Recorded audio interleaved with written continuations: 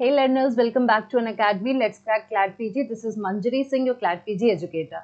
आज हम डिटेल में डिस्कस करेंगे CUET PG LLM के बारे में कि कब से आपको इसकी प्रिपरेशन स्टार्ट कर देनी चाहिए। जी हाँ, LLM के लिए बहुत सारे एग्जाम्स होते हैं। CLAT का सबसे जो मोस्ट प्रिवेलेंट एग्जाम है, हम सब उसके बारे में जानते हैं, वो एग्जाम होता है। साथ ही साथ आपका ALET का एग्जाम होता है और भी अलग अलग यूनिवर्सिटीज अपने खुद के एग्जाम कंडक्ट कराती हैं LLM में एडमिशन लेने के लिए। अभी हाल ही में एक CUET PG LLM आपका स्टार्ट हुआ है, जिसके बारे में हम डिस्कस करेंगे, क्योंकि कई स्टूडेंट्स हैं जिनको बहुत सारे मिसकंसेप्शंस होते हैं इस पेपर के बारे में कि कैसे इसकी प्रिपरेशन करनी चाहिए और कब से इसकी प्रिपरेशन करें। ये सबसे इम्पॉर्टेंट फैक्टर आ जाता है इस एग्जाम को लेके। क्यों, किस लिए, इसके बारे में आज के वीडियो में जानेंगे। Discussing the syllabus in detail and also the pattern in detail. Before starting with the session, let me tell you कि अभी 20% ऑफ चल रहा है अनअकैडमी CLAT PG के सारे सब्सक्रिप्शंस पे। बहुत सारे प्लान है यहाँ पर, 2 महीने का, 4 महीने का, 6 महीने, 12 महीने, 18 महीने। आपको जैसी भी प्रिपरेशन करनी है आप उस हिसाब से ले सकते हो। 2 महीने से स्टार्टिंग इसलिए है क्योंकि आपको मालूम है कि 2 महीने में आपका CLAT PG का पेपर लगा हुआ है, तो फॉर दैट हम लोग क्रैश कोर्स भी चला रहे हैं, इसलिए आप ये प्लान ले सकते हैं। And extending up to 18 month आपका ये प्लान है। आप अगर नेक्स्ट ईयर फोकस कर रहे हो या उसके बाद फोकस कर रहे हो CLAT देने का, तो इन दैट केस आपको ये प्लान हेल्प करेगा। So if you want to purchase this plan, so don't forget to use my code MSING10 to avail the maximum discount. Also, जैसा कि मैंने कहा कि क्रैश कोर्स हमने लॉन्च कर दिया है CLAT PG and other LLM exams के लिए, major focusing on the CLAT PG upcoming 2024, जो कि 3 दिसंबर 2023 को होने वाला है।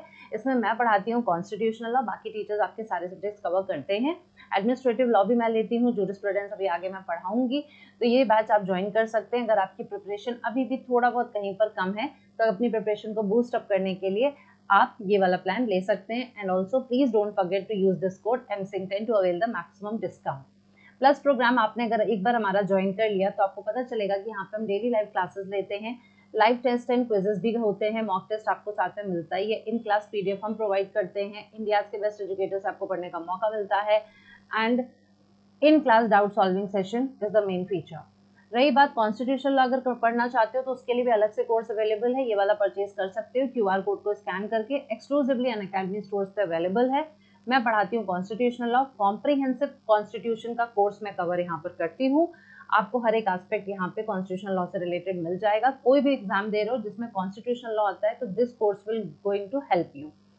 और एक और एडिशनल बात, वही बात, don't forget to use my code MSING10 अगर आप ये वाला कोर्स लेने में जरा भी इंटरेस्टेड हो।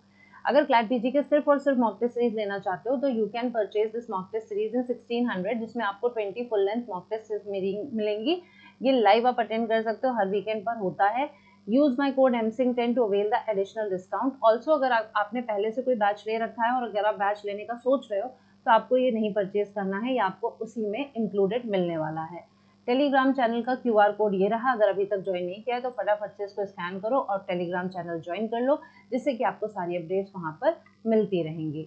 अब बात करते हैं आज के टॉपिक पर, CUET PG LLM। ठीक है, जिनको नहीं मालूम है बेसिक से, कोई बात नहीं, हम उसके बारे में बात करते हैं। ये आपका सेंट्रल यूनिवर्सिटीज एंट्रेंस टेस्ट होता है, ये एग्जाम जिसमें सेंट्रल यूनिवर्सिटीज आपकी इन्वॉल्व हैं। क्योंकि जब हम CLAT के पेपर की बात करते हैं तो उसमें आपके नेशनल लॉ यूनिवर्सिटी आते हैं। CLAT का पेपर देने से आपको नेशनल लॉ यूनिवर्सिटी का आपके दरवाजे खुल जाते हैं। ALET का पेपर NLU-D कराता है, नेशनल लॉ यूनिवर्सिटी दिल्ली कराता है, एंड उसी से एफिलिएटेड यूनिवर्सिटीज उसका स्कोर लेते हैं। बट जब हम बात करते हैं सेंट्रल यूनिवर्सिटीज की, उसके लिए अभी तक कोई एग्जाम कंबाइंड नहीं होता था, ये कंबाइंड आपका होना शुरू हुआ है पिछली बार से। तो अब CUET का जो एग्जाम है आपका, इसमें सेंट्रल यूनिवर्सिटीज इन्वॉल्व हैं, एंड उसके बाद भी जरूरी नहीं है सारी सेंट्रल यूनिवर्सिटीज, ठीक है, लेकिन मैक्सिमम बहुत सारी कवर हो जाती है। अब ट्रेडिशनल कॉलेजेस की बात करें तो वो अपने पार्ट पर अलग अलग अभी भी कुछ हैं जो कराते हैं, स्टेट यूनिवर्सिटीज वगैरह अपना कंडक्ट कराती हैं। जहां तक ये होता है कि जो भी पर्सन LLM करने का सोच रहा होता है, ठीक है, तो वो हर पेपर देता है LLM का, जो भी मैंने अभी आपके सामने ऑप्शंस रखे। ठीक, कौन कौन से ऑप्शंस हो गए, मैंने बात करी CLAT की, मैंने बात करी ALET की, मैंने बात करी CUET की, एंड स्टेट यूनिवर्सिटीज के एग्जाम, क्योंकि हर अच्छी यूनिवर्सिटी से हर किसी को पढ़ना है, तो हम लोग सारे एग्जाम तो देते ही हैं।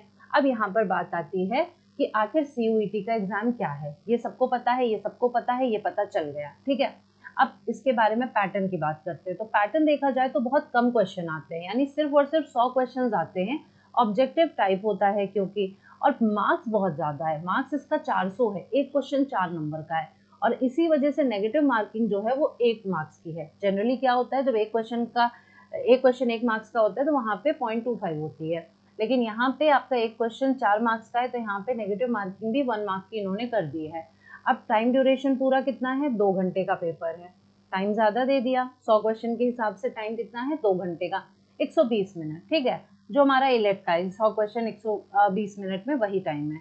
एंड इंग्लिश और हिंदी दोनों में होता है, मतलब उन लोगों के लिए भी समस्या यहाँ पे खत्म हो जाती है जो लोग हिंदी मीडियम के हैं और उनको ये नहीं पता होता मैं कौन सा एलएलएम का एग्जाम दूं, क्योंकि क्लैट आपका इंग्लिश में होता है। हालांकि अभी बहुत सारे कोर्ट, मतलब इस टाइम कोर्ट में ये बात चल भी रही थी कि रीजनल लैंग्वेजेस में कंडक्ट कराया जा सकता है, ठीक, तो ये आगे के लिए होगा डेफिनेटली, बट अभी तक जो लोगों को प्रॉब्लम थी वो सीयूईटी से एक तरह से सॉर्ट आउट हो जाती है कि आप हिंदी मीडियम के अगर हैं तो आप सीयूईटी में बेझिझक बैठ सकते हैं।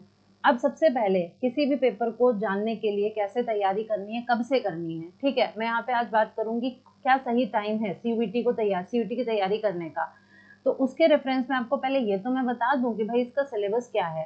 सिलेबस देखिए 2 पार्ट में होता है, ठीक है, एक पार्ट ए होता है और एक पार्ट बी होता है। पार्ट ए वो होता है जो आपने अगर कभी भी जनरल एप्टीट्यूड वाले पेपर दिए होंगे, बैंक वगैरह का पेपर अगर कभी दिया होगा तो आपको पता होगा कि उसमें जो जनरल अवेयरनेस वाले सवाल आते हैं, विच मीन्स ये 25 क्वेश्चन आएंगे, 100 क्वेश्चन है, जब 2 पार्ट में डिवाइड कर दिया तो मैम 100 में भी 2-2 पूछ रहे हैं, हाँ 25 क्वेश्चन जो है उसी में बहुत कुछ पूछ रहे हैं। एक तरफ तो लैंग्वेज कॉम्प्रिहेंशन पूछ रहे हैं जिसमें वर्बल एबिलिटी भी इंक्लूडेड है, जनरल अवेयरनेस भी आ रहा है, आपका मैथ्स भी आ रहा है, quantitative ability and then analytical skills आता है। ये सारे जो चारों सेक्शंस हैं इनको कंप्राइज करके आपका बनेगा 25 क्वेश्चन, ठीक। अब ये हो गया आपका पार्ट ए। देखो एक एक करके बात करते हैं, ठीक है। अब ये जो पार्ट ए है, अब सीधी सी बात है, इसमें मैं चारों पोर्शन पे अगर देखूं तो हर किसी का ये चारों पोर्शन स्ट्रांग नहीं होता है।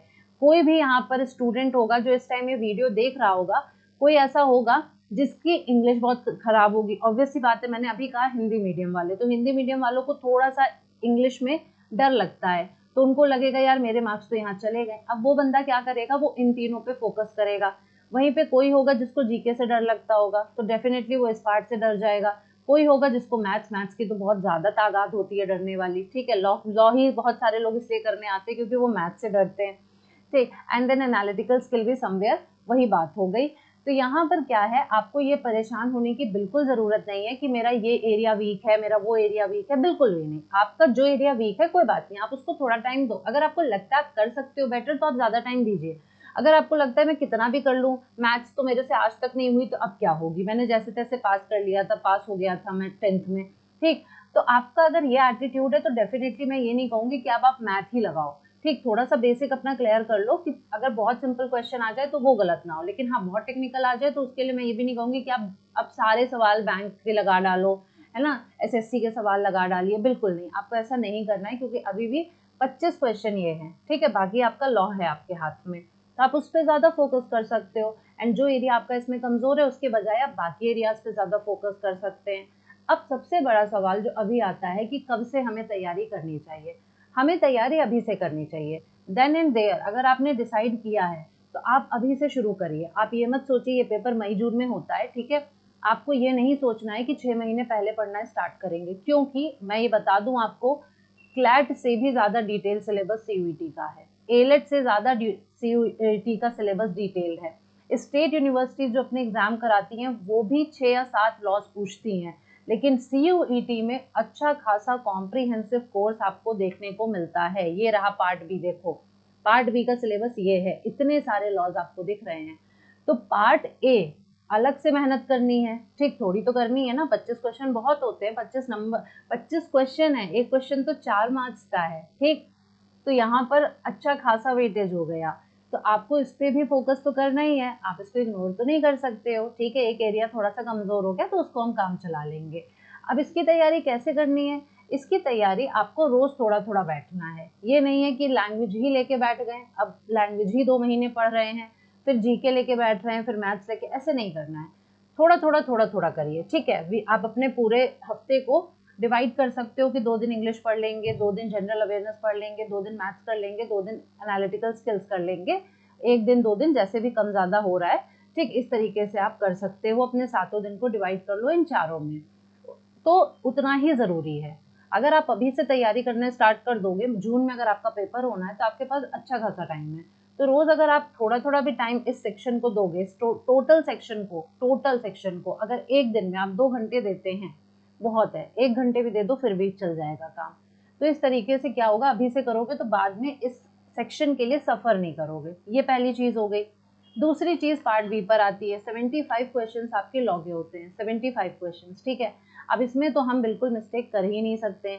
जब बात 100 क्वेश्चन की है तो सीधी सी बात है कि लोग अच्छा परफॉर्म करते ही हैं, ठीक। आजकल हर एग्जाम में लोग अच्छा परफॉर्म कर रहे हैं, तो 100 क्वेश्चन में जब 75 मेरे हाथ में तो होना ही चाहिए ना, क्योंकि पार्ट ए में तो मुझे नहीं मालूम कि मैं लैंग्वेज के क्वेश्चन सही कर पाऊंगा कि नहीं, वोकैबुलरी के क्वेश्चन पूछ लिए तो मैंने सही सिनोनिम एंटोनिम मार्क किया है कि नहीं किया है, ये सारी चीजें वहां पर हो जाती हैं। जीके में हमें लगता है हमें आता है कि नहीं आता है, दिक्कत होती है। लॉ में अगर आपने पढ़ा है, आपका कंसेप्ट क्लियर है, तो आपका गलत होने के चांसेस बिल्कुल भी नहीं होते हैं। तो इसलिए इन 75 क्वेश्चंस को आप पक्का रखने वाले हो। अब उसके लिए आपको क्या करना पड़ेगा, अभी से पढ़ना पड़ेगा।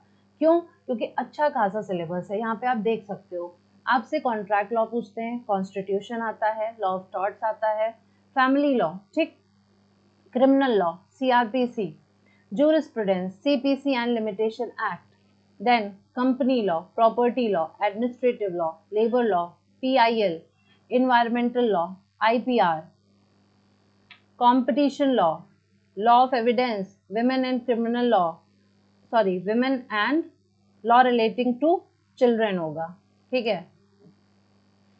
Then juvenile justice care and protection वाला act, then probation offenders act हो गया, प्रोफेशनल एथिक्स हो गया, उसके बाद भी खत्म नहीं हो रहा है, ह्यूमन राइट्स लॉ हो गया, आरटीआई है, टैक्सेशन है, इंटरनेशनल ट्रेड है, व्हाइट कॉलर क्राइम, यस इस बार क्वेश्चन व्हाइट कॉलर क्राइम से आए थे, banking law, insurance law, ADR, penology, victimology, interpretation of statutes. इतना लंबा सिलेबस है। मुझे लगता है आपने अपने 5 साल के एलएलबी या 3 साल के एलएलबी में जितने सब्जेक्ट पढ़े हैं वो तो हैं ही, उसके अलावा भी कुछ एक्स्ट्रा हैं यहाँ पे। तब आप समझ पा रहे हो आपको मेहनत कितनी करनी है। आपको पढ़ना तो इतना पड़ेगा ही ना, क्योंकि 75 क्वेश्चन में हमें कोई प्रपोर्शन नहीं दिया है कि कॉन्स्टिट्यूशन से कितना आएगा, क्रिमिनल से कितना आएगा, कुछ नहीं है। हमको पढ़ के तो सब जाना पड़ेगा ना। इसलिए आप जब अभी से तैयारी करोगे तब जाके आपको ज़्यादा क्लैरिटी मिलेगी। अच्छा, एक पैटर्न आप देखना कि मैंने जिस तरीके से यहाँ जिस सीक्वेंस में सब्जेक्ट्स लिखे हैं ना, वो उनकी प्रायोरिटी की तरह से आप चल सकते हो। मोस्ट इम्पॉर्टेंट से मैंने शुरू किया है, मतलब ये पूरा मोस्ट इम्पॉर्टेंट वाला आपका हो गया सेक्शन, ठीक है। एंड देन उसके बाद यहाँ पे थोड़ा सा लीस्ट इम्पॉर्टेंट वाले आपके आ जाते हैं। इस तरीके से आप प्रिपरेशन कर सकते हैं। तो अभी से करेंगे तब इतने सब्जेक्ट आप कवर कर पाएंगे। मैं कह रही हूँ पूरे नहीं करने हैं, ठीक है, मैं कह रही हूँ पूरे नहीं करने हैं, नहीं लगता है नहीं करना चाहिए इतने सारे, कोई बात नहीं, मत करो, लेकिन 70% तो करोगे ना आप, ठीक है। मैंने इतने सारे सब्जेक्ट्स लिखे हैं तो इसमें से 70% तो कंप्लीट करोगे ना, तभी तो आप 75 क्वेश्चन सही कर सकते हो। एंड पूरा करके जाओगे तो 75 सही होंगे, उसमें भी थोड़ा कम कर दोगे तो फिर प्रोबेबिलिटी कम हो जाती है, फिर 25 में 25 तो सही हो या ना हो, ये भी फिर से बात आ गई। तो इसलिए सबसे पहला क्वेश्चन ये है कि अभी से तैयारी शुरू करिए, एक स्ट्रैटेजी बनाइए। स्ट्रैटेजी देखिए, एलएलएम का कोई भी एग्जाम में बैठ रहे हो एक ही है, कॉन्सेप्ट क्लियर होना चाहिए, क्वेश्चन ज़्यादा से ज़्यादा प्रैक्टिस करो। प्रीवियस ईयर पेपर इसमें बहुत तो मिल नहीं रहे हैं, कोई बात नहीं, जितने भी एग्जाम दुनिया में होते हैं लॉ से रिलेटेड सबके क्वेश्चन लगा डालो, ठीक। प्रैक्टिस करने से हमें मतलब है, कॉन्सेप्ट्स ही तो पूछे जाएंगे, फंडामेंटल्स पूछे जाएंगे। रिसेंट केस लॉज भी पढ़िए, अगर आप कहीं ना कहीं क्लैट की प्रिपरेशन कर रहे होंगे, क्लैट देने वाले होंगे, तो आपको रिसेंट केस लॉज की इंपॉर्टेंस पता होगी, आप उस हिसाब से तैयारी कर ही रहे होगे। तो if you are giving CLAT AILET तो आप सीयूईटी का भी एग्जाम जरूर दीजिए, ठीक है। आप लोग ये मत सोचिए कि हमको यहाँ पे एलएलएम ही यहीं पर करना है, अगर मिला तभी करेंगे, नहीं तो नहीं करेंगे। देखो, LLM is a PG degree, ठीक है, एलएलएम आपका पीजी डिग्री है। पीजी डिग्री लेने के लिए आप कहीं से भी कर सकते हो, इट्स नॉट लाइक कि तो आपका देखो सबको अच्छा लगता है, सबको चाहिए भी, पर हर कोई, जितने लोग पेपर में बैठ रहे हैं सबको कॉलेज नहीं मिलता है ना। व्हाट इज प्रैक्टिकलिटी, यही है ना, जितने लोग पेपर दे रहे हैं हम ये भी कह सकते हैं ना कि सबको वो सीट मिल जाएगी। तो कुछ लोग तो होते हैं ना जो बाहर होते हैं, तो आपको अपने लिए ऑप्शन भी तैयार रखना जरूरी होता है कि ऐसा ना हो कि आप एलएलएम वहां से ही करूंगा के चक्कर में आप कहीं से ना कर पाए। इसलिए मैं कह रही हूँ कि आपके सामने जितना स्कोप हो फॉर्म भरने का, जितने भी एलएलएम के एग्जाम्स होते हैं वो फॉर्म भरिए, कि जिससे कि आपका एलएलएम तो हो पाए। क्योंकि जब एलएलएम होगा and if you are like aspiring to be assistant professor और आपको एकेडमिक्स में जाना है, पीएचडी करना है, ये सारी चीज़ें हैं, तो आप टाइम वेस्ट कर रहे हो, फिर आप टाइम ही वेस्ट कर रहे हो कि इस साल पेपर नहीं देते, अगले साल देते हैं, अभी तैयारी नहीं करते हैं, बाद में कर लेते हैं। ऐसा कुछ नहीं होता है। फटाफट से कॉलेज लो, LLM करिए, ठीक है, नेट, क्योंकि उसके बाद आपको नेट क्वालिफाई करना पड़ेगा। नेट एक उससे ज़्यादा टफ पेपर है जो आपको क्वालिफाई, इन सबसे ज़्यादा टफ पेपर है नेट का पेपर क्वालिफाई करना, जिसके बाद ही आप असिस्टेंट प्रोफेसर हो सकते हो, जिसके बाद ही आप PhD में एडमिशन मिलना आपके लिए ईजी होता है, ठीक है। तो वो एस्पेक्ट भी एक है जो आपको फेस करना पड़ेगा। सो मैं यही रिकमेंड करूंगी कि बिल्कुल लेट मत करो, ठीक है, this is the high time. And आपको इसके लिए क्या स्ट्रैटेजी होनी चाहिए, तो देखिए, आपके पास टेक्स्ट बुक्स जो आप पढ़ते आए हो वही पढ़ो, ठीक है, वो टेक्स्ट बुक्स आपने ले ली। सेकेंड थिंग जो आप कर सकते हो, प्रीवियस ईयर जो आपके पास जितने भी एग्जाम्स वगैरह हैं, कोई भी क्लैट वगैरह के भी लगा लो, जितने भी है, LLM के ही नहीं, सिर्फ जुडिशरी वगैरह के भी पेपर देते हैं, आप उसके भी क्वेश्चंस लगा सकते हो, ठीक है। फंडामेंटल्स अपने क्लियर रखो। मॉक टेस्ट वगैरह आप यहाँ पर दे सकते हैं। आप जो है रीसेंट अपडेट्स रखिए, लाइव लॉ फोकस करिए, बार एंड बेंच फोकस करिए, इन सारी चीज़ों से कनेक्टेड रहिए जिससे कि आपको नॉलेज मिलती रहे। तो ये हो गया एक तरीके से आपका तैयारी करने का तरीका। अब जब अभी जो है, क्योंकि many students are there who are focusing on CLAT PG, एक बार क्लैट पीजी हमारा हो जाता है तो उसके बाद नेक्स्ट टारगेट हमारा CUET PG LLM डेफिनेटली रहेगा, जिसके बेसिस पर एक एक सब्जेक्ट वाइज या फिर कुछ सब्जेक्ट वाइज स्ट्रैटेजी क्या होनी चाहिए, क्या पढ़ना है क्या नहीं पढ़ना है, वो भी वीडियोस में फर्दर लेके आती रहूंगी। तो आई होप ये वीडियो आपके लिए यूजफुल रहा होगा आज का। CUET PG LLM की तैयारी जो लोग भी करना चाहते हैं, इस पेपर में बैठने को सोच रहे हैं, अभी टाइम है, तुरंत का तुरंत बनाइए टाइम टेबल, अपनी पढ़ाई शुरू कर दीजिए, क्योंकि आपको दिमाग में रखना है कि मई और जून में मुझे ये पेपर देना है, क्रैक करना है। इस पेपर में बहुत लोग बैठते हैं, बहुत लोग बैठते हैं, बहुत ज़्यादा कंपटीशन है, क्योंकि वही बात है ना, क्लैट वगैरह में हर कोई नहीं बैठता, क्योंकि फाइनेंशियल कंस्ट्रेंट्स भी आ जाते हैं लोगों के, और लगता है 1 साल का LLM है, क्या करें ना करें वाली बात आ जाती है। फिर वही बात है, जो भीड़ वहाँ पे नहीं होती है वो भी निकल के आती है। तो हर कोई आजकल हायर स्टडीज परस्यू कर ही रहा है और करना भी चाहिए। तो इसलिए कंपटीशन बहुत ज़्यादा है, तो अगर आपको उस कंपटीशन में क्लियर करना है अपने एग्जाम को, तो आपको टाइम वेस्ट नहीं करना है। तो पढ़ते रहिए, अगले पेपर के लिए अभी से ही तैयारी शुरू कर दीजिए। बाकी बेनिफिशियल वीडियोस आपके लिए लेके आती रहूंगी। फिलहाल आज के लिए अगर बेनिफिशियल था तो लाइक ज़रूर करना, फ्रेंड्स के साथ शेयर ज़रूर करिएगा, एंड अगर अभी तक सब्सक्राइब नहीं किया तो फटाफट से सब्सक्राइब कर लो। एंड इससे रिलेटेड एक और वीडियो मैं पीछे लेके आई थी, आप स्टार्टिंग में जाके देख सकते हो, CUET PG LLM के बारे में, कि क्या आपको ट्रिक्स, लास्ट टाइम की जो क्या ट्रिक्स होती हैं, इस पर मैं लेके आई थी, ओवरऑल स्ट्रैटेजी की थोड़ी बात करी थी, बाकी आगे भी करूंगी। तो फिलहाल थोड़ा आइडिया लेने के लिए आप वो वाली वीडियो भी देख सकते हो। तो for today, thank you so much guys, see you later, bye bye.